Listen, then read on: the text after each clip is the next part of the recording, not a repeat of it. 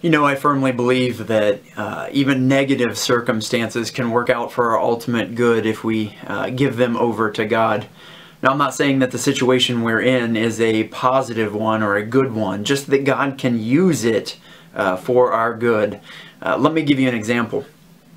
At the end of this, things are going to change. Now, on a global scale, yes, but also on an individual level, you are going to be a different person.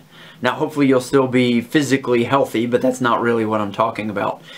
In 2 weeks or 2 months or however long this takes, you will be a different person because you've developed a different set of habits. Many of your old habits, like your daily routine, the things that you go through, are gone now by necessity. At least for the time being, there is a new normal. A kind of void waiting for you to fill it in. And you're going to develop some new habits during this time. The question is, will they be good habits or will they be bad ones? I encourage you to use this time to fill that void with some good new habits. In some ways, it's kind of a fresh start.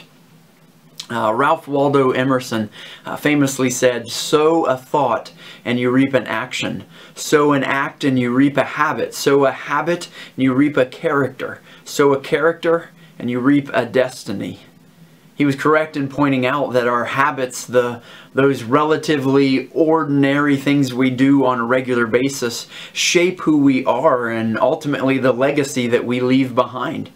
He was also correct in seeing that our habits begin with how we think about things. And so if you want to change your habits, you have to change the way you think. Earlier this week I shared Philippians 4, 6, and 7 with you. So let me go on to verse 8. Paul writes this to the church in Philippi. "Finally, brothers and sisters, whatever is true, whatever is noble, whatever is right, whatever is pure, whatever is lovely, whatever is admirable, if anything is excellent or praiseworthy, think about such things." See, Paul knew that what we think about matters. Our thoughts matter because they shape what we do, and what we do ultimately shapes who we are. Additionally, Paul believed we could change those thoughts with God's help. About 1800 years before Emerson pointed it out, Paul wrote this to the Romans at the beginning of chapter 12. "Do not conform to the pattern of this world, but be transformed by the renewing of your mind."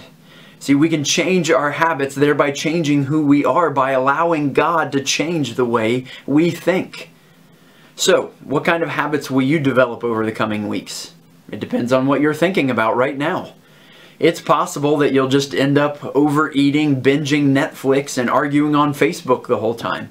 But I encourage you to allow God to use this time for something more in your life. See the importance of God's Word and study it, the value of prayer, of personal worship, of serving others however you can. See the value in the simple things and be grateful for them. There's so many habits that you can develop over this time.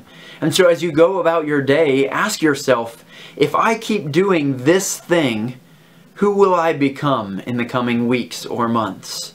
If you don't like the answer, then ask God to change the way you think so that you can develop something new. See, God can even use a coronavirus quarantine to change us if we allow Him to do so. And so may the God of all peace and all hope and all change bless you in the days ahead, and may He transform you by changing the way you think.